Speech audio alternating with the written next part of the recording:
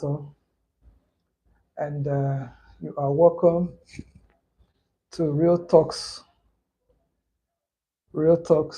with Chris. Today is Friday, and I'm still at the office. I just wanted to do this quick video before I start heading up, home. The mood of the nation is very sad. The mood of the nation is tensed. The mood of the nation has been more about various leaders from the length and breadth of the country, from Abuja, Lagos, the north, the east, and everywhere. You hear leaders talking and then trying to encourage people not to do what I would consider the needful. The way things are right now, it is hard to take a position, but the position of hardship in the land is very glaring, it's clear, it's obvious. People are hungry, people are suffering, people are asked to wait without a time frame as to how long they should wait. But why they should wait is quite obvious. But you see something about life. I was discussing with somebody and I said, if you keep pouring hot water into a sealed bottle, a bottle with a narrow head, the time would come, because every container in life has a limit. People, like bottles, have limits. If you continue to pour hot water into the bottle, it gets to a point the bottle can no longer take it. Take the water in excess, takes the heat in excess. A time comes the bottle would burst. The content of the bottle would spill. You cannot mend the bottle together again, and you cannot get the content of the bottle, into the bottle without contamination. So that's the situation we found ourselves. Leaders should understand that citizens, fellow citizens of the country have limits of tolerance and endurance. So there's a limit to what people can take and what people can endure. So let us allow them to vent their frustration and their anger, not in isolation, not in secret, because even when they come out to exercise what I consider their civic responsibility, something that is allowed by them, allowed within the country by law, because the law is not against the actions they are proposing. But however, yes, there would be some certain elements in society could take advantage of it and then cause mayhem, destruction of goods and properties and lives and everything. But you see, if we continue to suppress certain things, when things go out of order, nobody can control. I'm reminded of the children of Israel when God came and said, look, it's time to let these guys get out of Egypt and take their own destinies into their own hands. Where are they going to? Just said a land that flows with milk and honey, but the land was not specified. It was just a promise that they were to go into a land that is filled with a land that flows with milk and honey. But the exact land, nobody knew. It could have been Egypt, or it could have been out of Egypt. But in as much as God wanted the people out of Egypt, God wanted them out of Egypt. It was God himself who came to get them out. All right.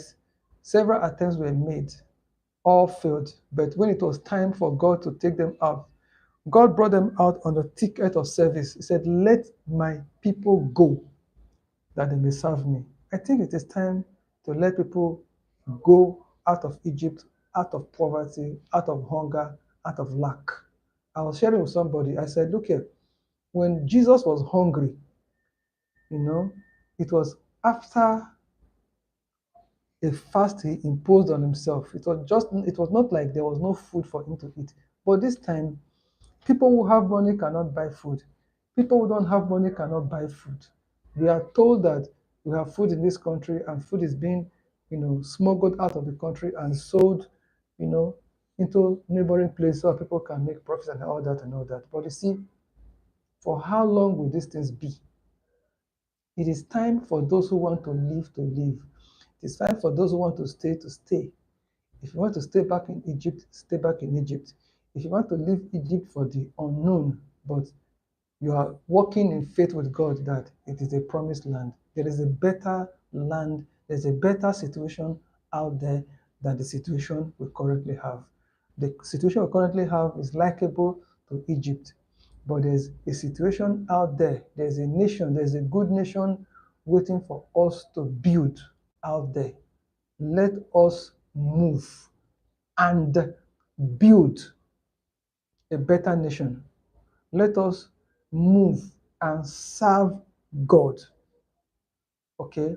If it is time for us to move, according to the will of God, it is clearly for service and not for enjoyment and not for to create another situation that is worse than the situation we're coming out of.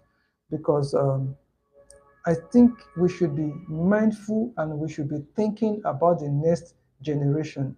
The problems that have been created by previous generations, all right, by the time they are living, I guarantee you that these problems will not have been solved. So we are compounding problems for the next generation. Like I just at times I wonder that people who refuse to do something now, a time would come, they will not be able to pay house rent, they will not be able to educate their children, they will not be able to feed their children, because what would have been used to take care of their children would have been stolen by select few who may not be around or whose children would squander and waste, So the prodigal son left the house. The father did not follow him. The father left him alone. When his head was correct, he was the one who organized himself and walked his way back home. So I think, people should be allowed to express themselves and not bottle things up. What we expect from good leaders is good leadership. What we expect from good government is good governance. What we expect from good people is good citizenship. So let us try our best. If you are living, live to serve God. If you are staying behind, stay behind and serve God. Whatever your heart can accommodate, whatever your conscience can accommodate, okay? Just make sure you are not a stumbling block to others. Just like you are trying to survive, you are trying to entrench yourself in whatever position and situation you have found yourself. Stay there, okay? Stay on your lane. Mind your lane, okay? Grow on your lane. And then, of course, lead from your lane. So I would encourage people to be very careful of what they say, to be careful of the places they go to be careful of the associations they forge, the people they hang out with, all right? Because we are living in very strong, challenging times, and everywhere is tensed, everywhere is challenged, But in the midst of the tension and challenges, there is a seed of greatness that is lying idle. There is a seed of greatness that awaits this nation. Clearly, God's hand is upon this nation. The hand of God is upon this nation. Let us not live and walk like people that have no God in the land of the living. Whatever it is that you are doing, make sure you serve God. Make sure you serve God. Make sure you serve God. Make sure you serve God. God bless you. My name is Chris Ekhator from The Real Talks with Chris Ekhator. I hope you have learned one or two things. Until we come your way again, stay safe, stay on your lane, grow on your lane, and then, of course, lead from your lane. God bless you.